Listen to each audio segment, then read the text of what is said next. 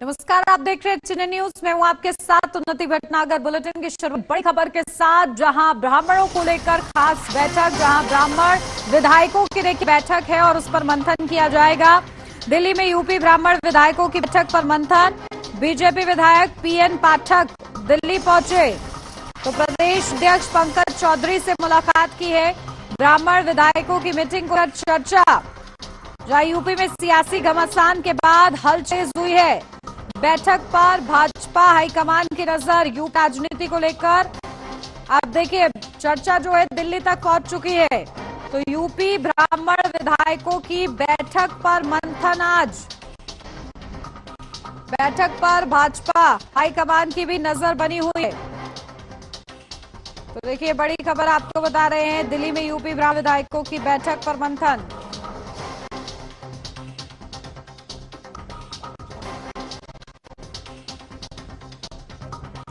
देखिए प्रदेश अध्यक्ष से भी मुलाकात की है और वैसे भी यूपी ब्राह्मण विधायकों की बैठक को लेकर सियासी हलचल तेज होती हुई नजर आ रही है।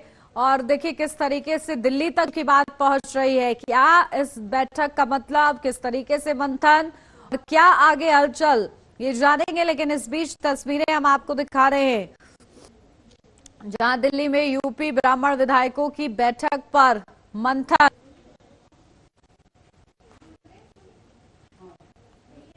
और चलिए इसी पर अपडेट लेते हैं। हमारे संवाददाता पुनीत मोहन हमारे साथ जुड़ गए। पुनीत, क्या कुछ जानकारी, बैठक का क्या मकसद, क्या सियासी हलचल? देखिए उन्नति, यूपी में बीजेपी के ब्राह्मण विधायक हैं, उनमें से गोरखपुर से सटे कुशीनगर सीट विधायक पीएन पाठक ने पिछले विधानसभा सत्र में, यानी कि जो अभी विधानसभा सत्र बीता है, उस दौरान ब्राह्मण विधायक के अपने आवास पर बैठक बुलाई थी, जिसको लेकर के प्रदेश हाईकमान खासा नाराज हुआ था। प्रदेश अध्यक्ष पंकज चौधरी ने इस तरीके से जातिगत मीटिंग करने पर सख्त रुख अपनाया था। लेकिन उसके बाद भी पीएन पाठक लगातार ट्विटर पर, सोशल मीडिया पर एक्टिव लगातार पोस्ट करते रहे। उनका एक सोशल मीडिया पर जो पोस्ट है कि मुझे राज्य की चिंता है ना कुर्सी की चिंता है, एक संस्कृत का श्लोक है, उसके बाद उन्होंने ये अर्थ लिखे हुए हैं, उसका अर्थ लिखा, उसके बाद एक शब्द और लिखा है कि ब्राह्मण का कार्य है वो राज करना नहीं, समाज को सही दिशा देना है। लगातार चर्चा खोले हुए थे सोशल मीडिया पर। और जो मीटिंग हुई थी, सूत्र बताते हैं अधिकारियों के रवैये से ब्राह्मण विधायक खासा नाराज थे। उनका साफ तौर पर सरकार को तवज्जो नहीं देती और अधिकारी उनकी बात नहीं सुनते हैं। ब्राह्मण विधायकों पर और ब्राह्मण समाज के लोगों पर तमाम तरीके के आरोपों को लेकर के चर्चा हुई थी। फिलहाल इस पंकज चौधरी खासा नाराज हुए थे। अब पीएन पाठक दिल्ली बुलाए गए हैं, क्योंकि आलाकमान की भी नजर इस पर थी और लगातार जिस तरीके से ब्राह्मण विधायकों के मन में कुछ ना कुछ चाहे, उसको लेकर के पीएन पाठक से आज पंकज चौधरी बात करेंगे। और हो सकता है कि यानी कि केंद्रीय नेतृत्व के जो बीजेपी के उच्च अधिकारी हैं वो भी बात करेंगे, पदाधिकारी हैं। ऐसे में इस बात को समझना होगा। देखिए बीजेपी के 58 विधायकों में से तकरीबन 42 विधायक ब्राह्मण हैं और 7 एमएलसी में से 14 ब्राह्मण हैं। अब इनके साथ में अगर चला जाता है तो तकरीबन 25 के आसपास विधायक हैं, समाज के से ही जो है एमएलसी हैं। अगर ये तबका बीजेपी से आता है तो 2027 में खासा नुकसान होगा। ब्राह्मण यूपी की राजनीति में आज चेहरा है। 2022 का भी आपको वाकया याद होगा, जब ब्राह्मण नाराज हो गए थे तो लखनऊ से 5 की टीम, मतलब कि जो बीजेपी के पदाधिकारी हैं ब्राह्मण, वो अमित शाह से मिले। फिलहाल पीएन पाठक के दिल्ली पहुंचने पर अब एक बार फिर से ब्राह्मणों की नाराजगी का जो उसने जोर पकड़ा है। लगातार इस बात की चर्चा हो रही है कि आखिर ब्राह्मण विधायकों की सुनी जाएगी या फिर अनसुना कर दिया जाएगा। जी बिल्कुल। और देखिए कहीं ना कहीं पुनीत, उसको शांत करना जरूरी इसलिए भी जरूरी है क्योंकि 27 का चुनाव नजदीक है और पार्टी एकजुट रहे, मजबूत रहे, तभी देखिए बैठन हो पाता है।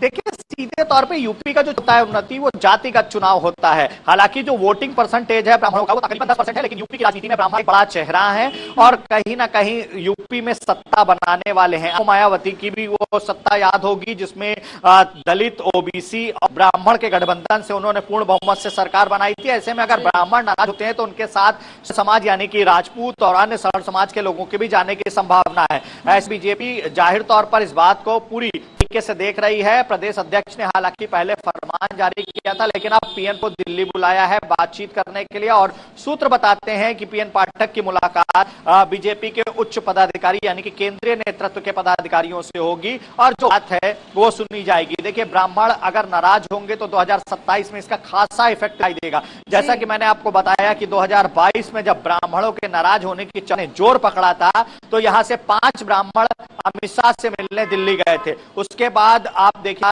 सत्ता में बीजेपी आती है, 2022 में सत्ता प्राप्त करती है। अब 2027 का चुनाव नजदीक आ रहा है। तरीके से पीएन पाठक के आवास पर बैठक हुई थी, उसमें ब्राह्मण समाज की उपेक्षा का आरोप लगा था। यूपी के जो अधिकारी हैं वो ब्राह्मण विधायकों को तवज्जो नहीं देते हैं, उनके साथ बर्ताव नहीं करते, इस तरीके की चर्चाएं थी। फिलहाल उनके मन में जो कुछ चल रहा है, पीएन पाठक क्योंकि इसके धरता थे, उन्होंने ही बैठक बुलाई थी, इसलिए उनको दिल्ली बुलाया गया। फिलहाल इस पर आला कमान की भी नजर है और प्रदेश कमान की भी इस बैठक पर नजर है। जी बिल्कुल। और देखिए, क्योंकि पुनीत पंकज चौधरी इससे पहले नाराजगी व्यक्त कर चुके हैं इस पूरे मामले पर, तो कोई सख्त लहजे में निर्देश भी दिया जा सकता है ताकि अधिकारी जिस तरीके से कि ब्राह्मण समाज आरोप लगा रहा है उसको शांत करने के लिए कोई सख्त संदेश दिया जा सकता है। देखिए, सीधे तौर पर प्रदेश अध्यक्ष पंकज चौधरी ने इस तरीके की जातिगत मीटिंग पर आपत्ति जताई थी, लेकिन उससे पहले जब वो अध्यक्ष नहीं थे, कुटुंब नाम की एक बैठक हुई थी होटल क्लार्क अवध लखनऊ में, जहां क्षत्रिय समाज के विधायकों ने, जो बीजेपी के विधायक थे, उन्होंने अपनी बैठक करी थी। उनका साफ तौर पे कहा ब्राह्मणों का कि जब वो अपनी बैठक कर सकते हैं तो हम अपनी बैठक क्यों नहीं कर सकते हैं।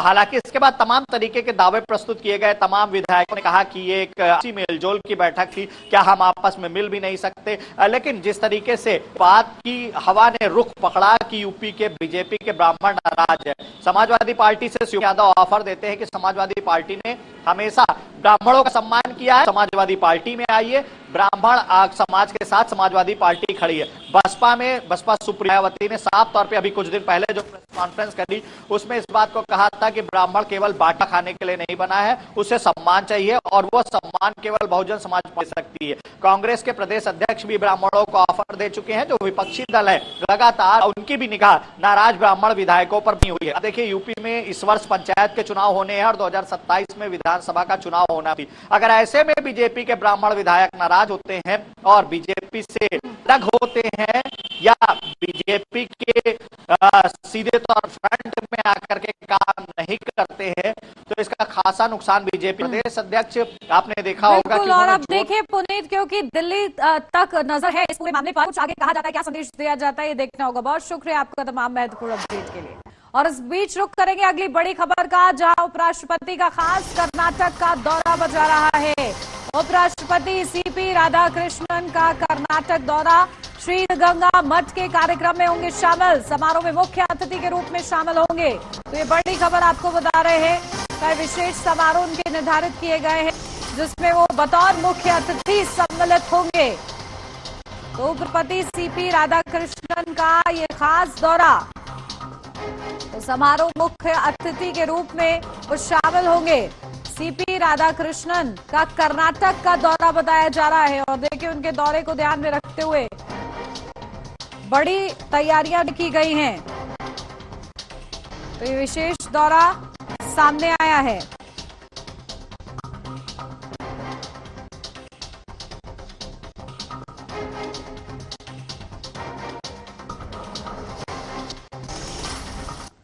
और खबरों में बढ़ेंगे आगे, जहां बात करेंगे उत्तर प्रदेश में, जहां बीएसपी प्रमुख मायावती ने चिंता जाहिर की है कि आखिर विधानसभाओं में जो सत्र की अवधि है वो कम हो रही है, जो कि एक चिंता का विषय है। और इसी उन्होंने एक पोस्ट भी किया है। उन्होंने कहा है कि सरकार और विपक्ष को इस पर अति गंभीर होकर विचार करना चाहिए। बसपा प्रमुख मायावती ने अपने आधिकारिक एक्स खाते पर एक पोस्ट में कहा, देश में संसद व राज्य विधानमंडलों के सत्र के घटते समय के साथ साथ हर बार इनके भारी हंगामेदार एवं स्थगन आदि से इनकी जन उपयोगिता का घटता प्रभाव अक्सर गंभीर चिंता का विषय रहा है।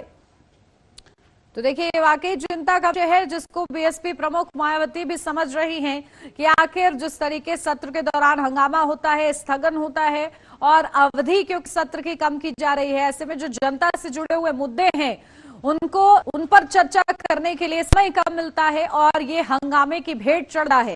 और इसी को लेकर की चिंता जाहिर की है बीएसपी प्रमुख ने और बाकायदा उन्होंने ये पोस्ट किया है कि किस तरीके से विपक्ष को भी और सरकार को भी इस संबंध में सोचने की जरूरत है।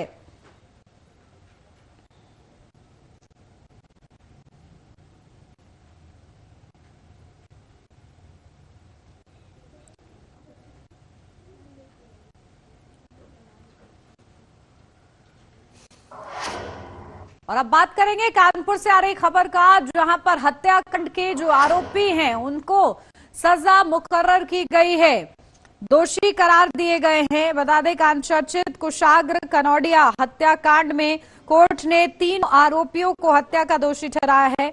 अदालत ने यह निर्णय सुनाया कि सभी ने मिलकर कुशाग्र की हत्या की थी। पीड़ित परिवार ने दोषियों को फांसी की सजा देने की मांग की है। अब 22 जनवरी 2024 को कोर्ट तीनों को सजा सुनाएगी। इस मामले ने पूरे शहर में सनसनी फैलाई थी और अब न्याय की प्रक्रिया अंतिम चरण में पहुंच गई है। कोर्ट की सुनवाई के बाद ही दोषियों के खिलाफ सजा का निर्धारण होगा।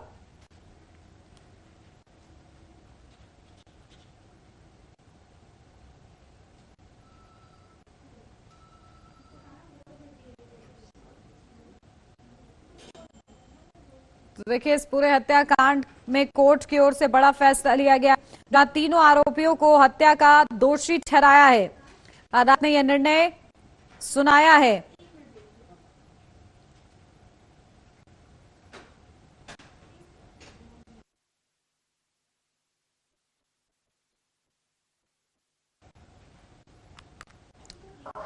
और अब खबर गोंडा से सामने आ रही है, जहां पर एक प्रसूता की मौत हुई है। बताया जा रहा है लापरवाही का आरोप लग रहा है।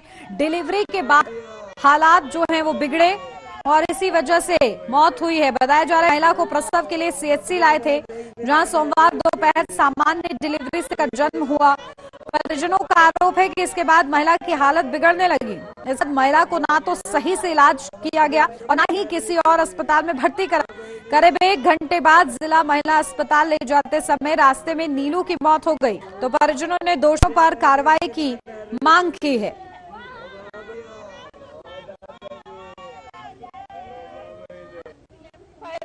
भाई रात सवेरे लेके आया है तो कहीं बार 1 बजे इनके बच्चा हो देखिन बालिन तो कहीं बच्चा इनके बहुत सुस्त है। 3-4 दिन मिल गए इनके पेट में, कहीं बच्चा ना हो तरह नहीं चल ना रहा। तब छोटा ऑपरेशन किए तो बच्चा पैदा हुआ तो वहाँ विदेश रहा, ऑक्सीजन इनका छोड़ के बस कोई अपन दूसरा बच्चा करे बाज गए दूसरे में ना डॉक्टर के लिए पुरवाई कोई नहीं देख पा के हमरे बच्चा का हुआ ना कह रहा तो देखो उसका का यहाँ। यूपी के सीतापुर से अब खबर है, जहां पर एक मकान के बाहर फायरिंग की गई है और ये वजह देखिए क्या सामने आई है, ये देखना होगा। जहां पर मौके से यूपी के सीतापुर में हड़कंप की स्थिति देखने को मिली है। अचानक चली गोलियों की आवाज से पूरे इलाके में दहशत फैल गई और लोग घरों में कैद हो गए। सूचना मिलते ही पुलिस के आला अधिकारी और स्थानीय थाना मौके पर पहुंची। पुलिस ने घटनास्थल की घेराबंदी कर जांच शुरू की और मौके से पाए गए खोखे बरामद किए गए हैं। तो अधिकारियों के अनुसार प्रारंभिक जांच में एक प्रकार की जानमाल की क्षति नहीं हुई है। जिस मकान के सामने फायरिंग हुई वो फिलहाल बंद है। पुलिस आसपास लगे सीसीटीवी कैमरास की फुटेज खंगे। जल्द ही आरोपियों की पहचान कर कार्रवाई की जाएगी। तो फायरिंग का ये पूरा मामला सामने आया है यूपी के सीतापुर से और वजह से हड़कंप मच गया है, क्योंकि मकान के सामने अज्ञात लोगों ने फायरिंग की है और पुलिस अब इसकी छानबीन में जुटी हुई है कि आखिर किसने फायरिंग की है, क्यों फायरिंग की गई है। सूचना प्राप्त हुई थी 112 पे, जिसपे उपरांत फिर मुख्य मुजद्वारा और साथ में पुलिस थाना कौशलनगर की पुलिस मौके पर पहुंची। यहाँ पे ये सूचना प्राप्त हुई, किसी अज्ञात व्यक्ति ने गाली गलौज करते हुए फायर किया है और यहाँ मौके पे जांच करने के बाद एक हमें खाली खोखा मिला है, जिससे ये प्रतीत होता है कि यहाँ पे मतलब फायर हुआ है, लेकिन जबकि घर बंद था तो इसके कोई क्षति नहीं पहुंची है। और जब अभी फिलहाल और बाकी सारे चीज़ों का मतलब टेक्निकल एनालिसिस करके जब जो भी कोई इसमें ये लोग थे जो नशे की हालत में ये फायर किया था, जल्द से जल्द इनकी गिरफ्तारी कर इनके खिलाफ सख्त कार्रवाई की जाएगी। और अब बढ़ते हैं आगे खबरों में, जहां पर मौनी अमावस्या के मौके पर संगम स्नान के बाद अब श्रद्धालु जो हैं बड़ी संख्या अब अयोध्या का रुख करते हुए नजर आ रहे हैं। और इस दौरान श्रद्धालु बड़ी संख्या में दर्शन और हनुमानगढ़ी में पूजा अर्चना के लिए अयोध्या पहुंचे। श्रद्धालुओं के सुगम और सुरक्षित दर्शन कर जिला प्रशासन ग्राउंड जीरो पर उतरा और पूरी रामनगरी को जोन और सेक्टर में बांटकर सुरक्षा व्यवस्था की गई। राम मंदिर और हनुमानगढ़ी समेत प्रमुख धार्मिक स्थलों पर व्यापक इंतजाम किए गए हैं। तो देखिए, मौनी अमावस्या पर संगम में डुबकी लगाने के बाद श्रद्धालु अयोध्या पहुंचे हैं।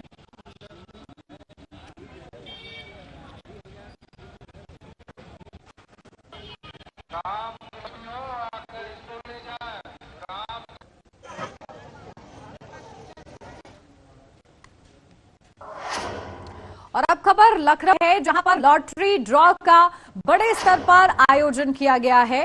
जहां आपको बताएं करीब 30 और 31 जनवरी को एलडीए का ये आयोजन, लॉटरी ड्रॉ का आयोजन इंदिरा गांधी प्रतिष्ठान में किया जाएगा। योजना के तहत कुल 637 भूखंडों के लिए 7,429 लोग पंजीकरण कराया है। इनमें आकाश खंड के 617 और आदर्श खंड के 20 भूखंड शामिल हैं। साथ इस बुलेटिन में बस इतना ही। खबरों का सिलसिला आगे भी जारी रहेगा। आप बने रहिए एचएनएन न्यूज के साथ।